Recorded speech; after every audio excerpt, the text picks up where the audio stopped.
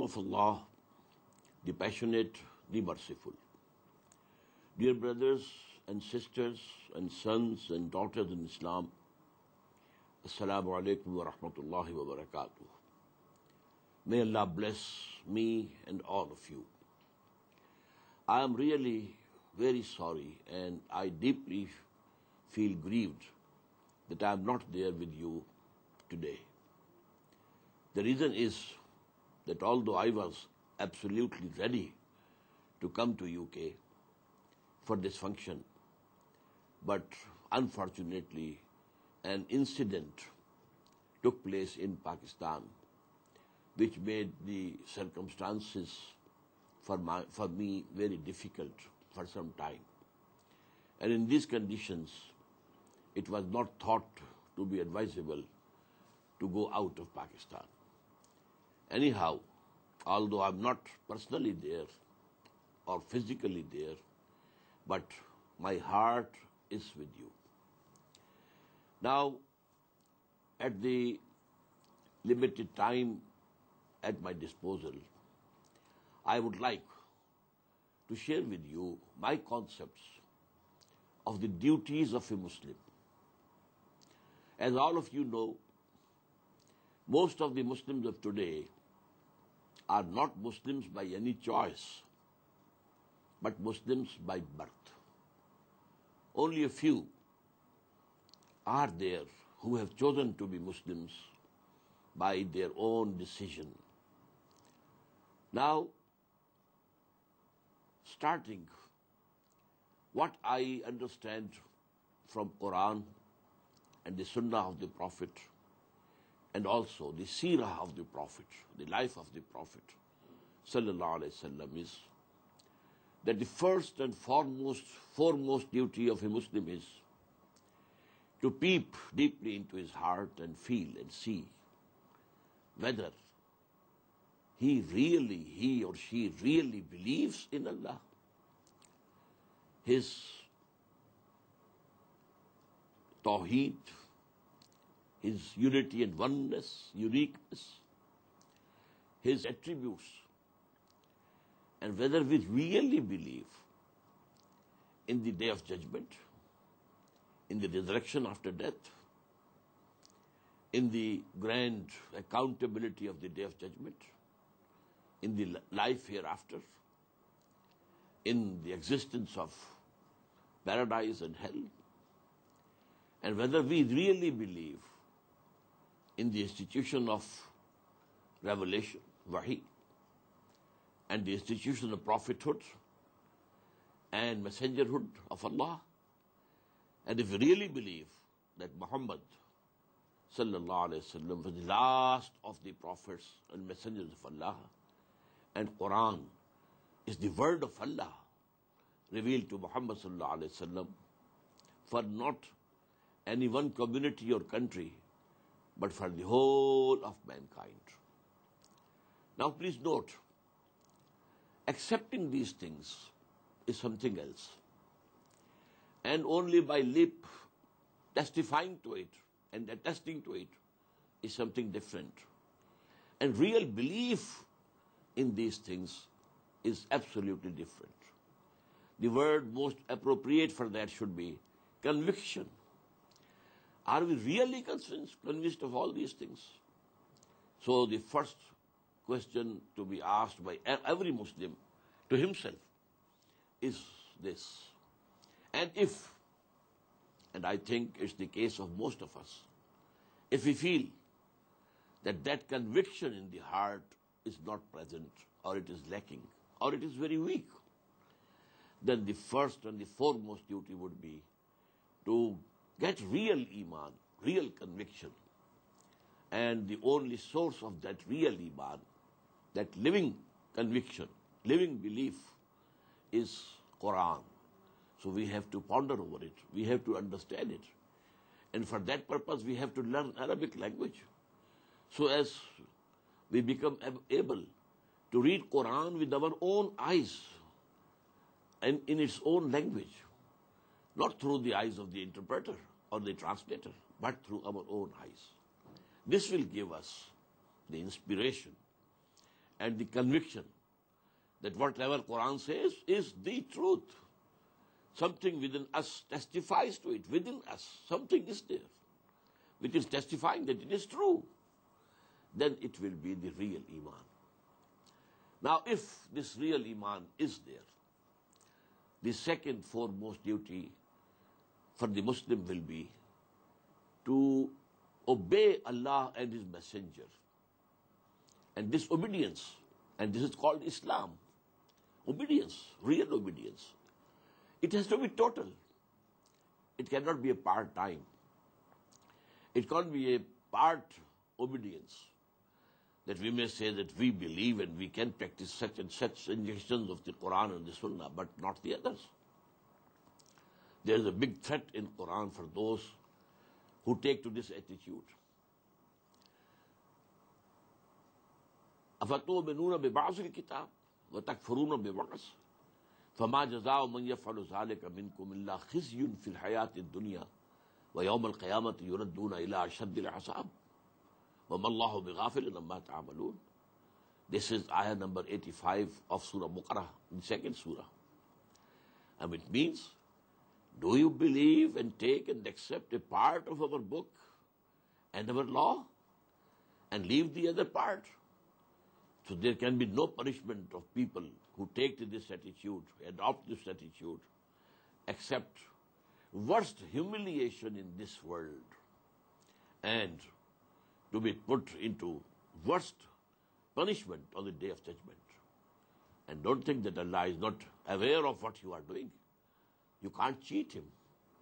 You are saying prayers, okay, but you are not obeying the other injunctions of the Quran and the Sunnah, other orders of Allah and His Messenger, sallallahu alaihi wasallam.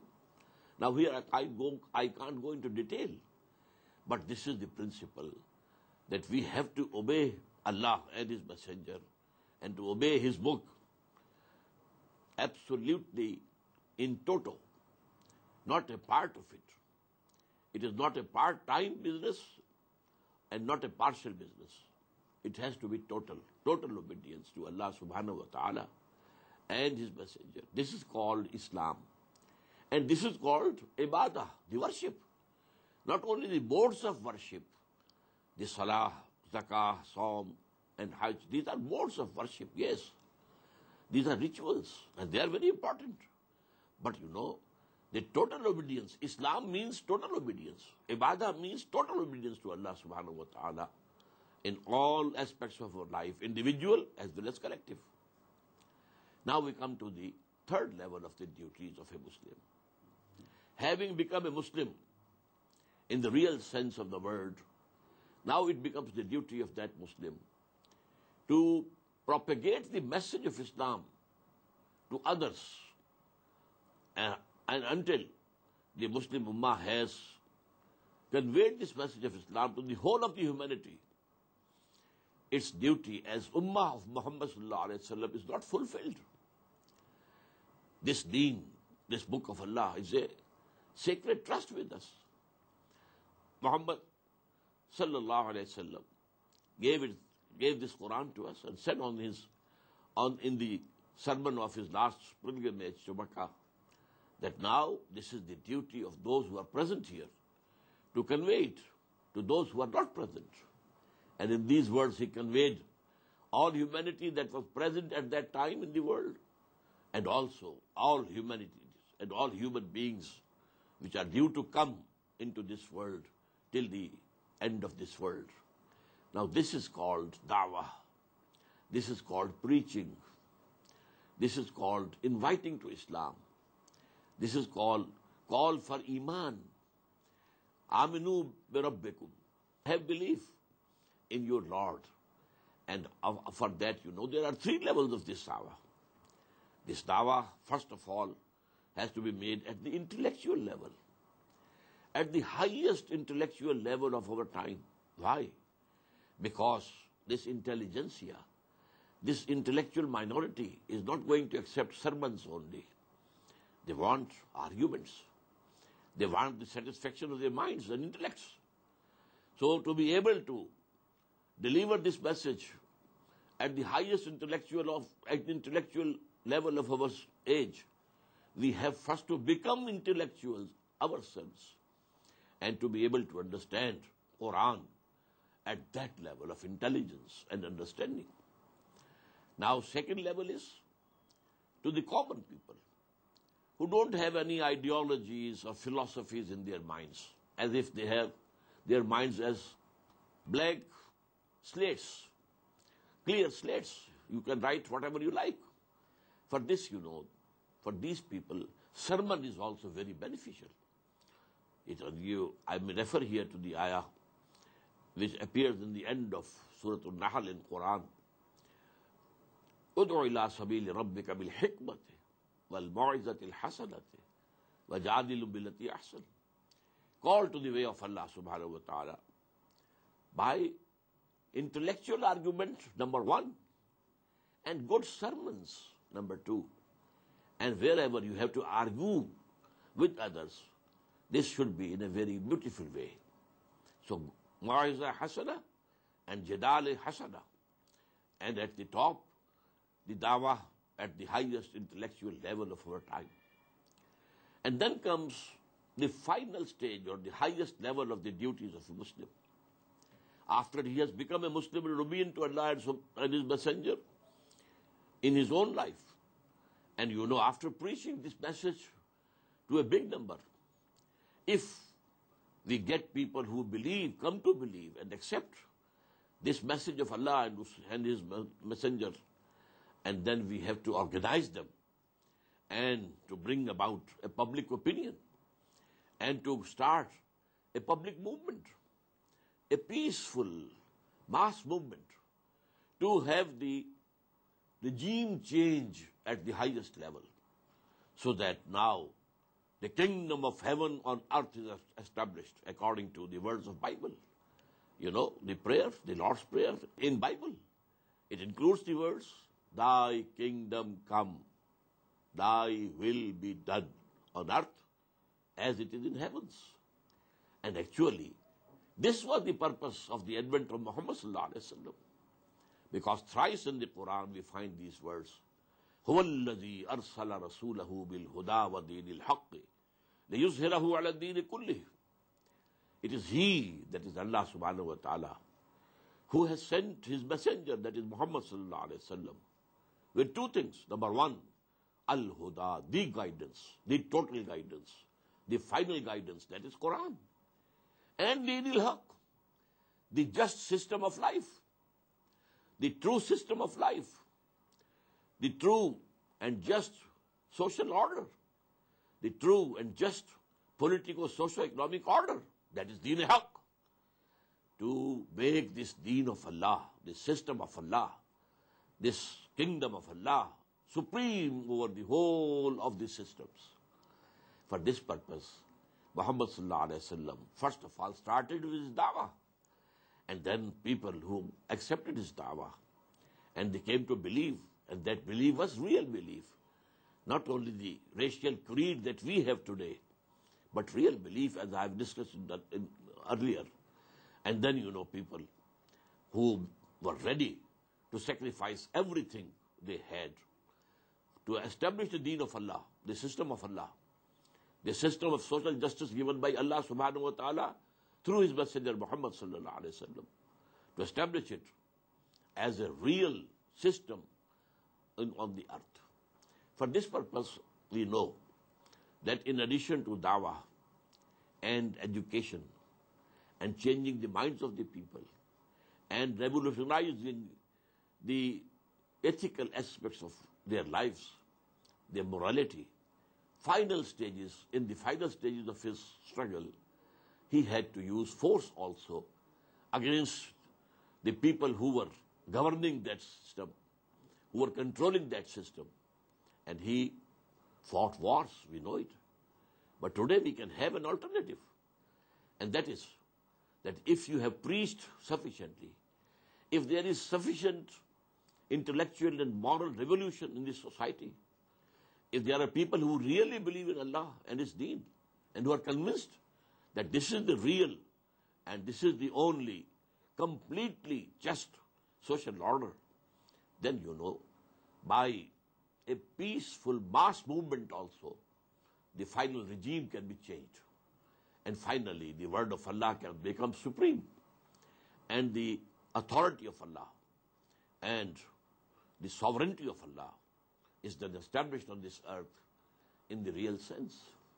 For this purpose, we have to spend our abilities, our intelligence, our capabilities, whatever Allah subhanahu wa ta'ala has given us, and our resources, financial resources, all these things. And this struggle is called jihad fi sabilillah. So there was qital fi sabilillah also during the life of Muhammad sallallahu alaihi wasallam. But unfortunately, the Muslims today, they have made these two terms as synonymous. No. Jihad fi sabilillah is a different term. Qital fi sabilillah is an absolutely different term. And both the terms appear in Quran. So actually what Muhammad sallallahu alaihi wasallam was doing at Makkah was jihad fi sabilillah. The struggle for the cause of Allah, including the da'wah, and then educating the people who accept that da'wah, and then cleansing their souls and their spirits, tazkiyah nafs, and then making them that into a disciplined party, Hizbullah, the party of Allah, disciplined, where there was a disciplined order of listen and obey, fasma'u wa ati'u. And then actually, as I said, then Muhammad sallallahu alaihi wasallam had to go to war also, because at that time no alternate method was available. But today, because this idea is universal, that the people have the right to choose what system they want in their country, in their land. They are rightful. They are said to be that they are sovereigns. Sovereignty of the people, although we don't believe in the sovereignty of people, because sovereignty belongs to Allah alone. Sarvari zeba faqat us zaat be hum taku hai, hukmara hai ek wahi baqi mutane hazri. We don't believe in public or in sovereignty of the people, popular sovereignty. But at least this choice we accept, that every nation has the choice, and this nation should be given that opportunity by all the worlds in power, that they have to choose, they can choose whatever system they like. So by a mass, very peaceful and disciplined mass movement, the change of regime, the change of at the top can be achieved. I think this is the final stage. So these are the duties of Muslim. And we have to have this comprehensive concept of the duties of Muslims, because generally Muslims today believe that, okay, praying 5 times is fard, it is imperative, and in the same way, keeping Saum, fasting during the month of Ramadan is imperative, paying zakah is imperative, hajj is imperative for those who can afford it. But they don't know that the dawah is also essential for every truly believing Muslim. It is his duty, not only the duty of ulama. Everybody should be able to understand Islam to an extent that he can convey the message of Islam to others. It is his duty. Talabul ilmi faridatun ala kulli muslimin wa muslimatin. This is the foremost knowledge that every Muslim, male and female, should have and acquire, and so that she or he becomes able to convey that message of Allah subhanahu wa ta'ala. And then finally, it's the duty to establish that politico-socio-economic system which we call Deen Haq, the true system of social justice given by Allah subhanahu wa ta'ala on earth. And as I say, it can be achieved. This struggle can be achieved. This objective can be achieved through peaceful means. And it is not necessary that you have to go to war in these days, in our times. May Allah subhanahu wa ta'ala give us the courage to have a firm determination that we have to take this path in totality, so that beginning from the first stage and then having the aim and objective to go to the last stage, that should be the resolution, that should be the determination. And then may Allah give us the courage to accept the practical duties and corollaries of this objective. أقول قولي هذا وأستغفر الله لي ولكم. I say to you, these are my words, And then I pray to Allah subhanahu wa ta'ala that she should give us forgiveness and mercy to all of us. Ameen.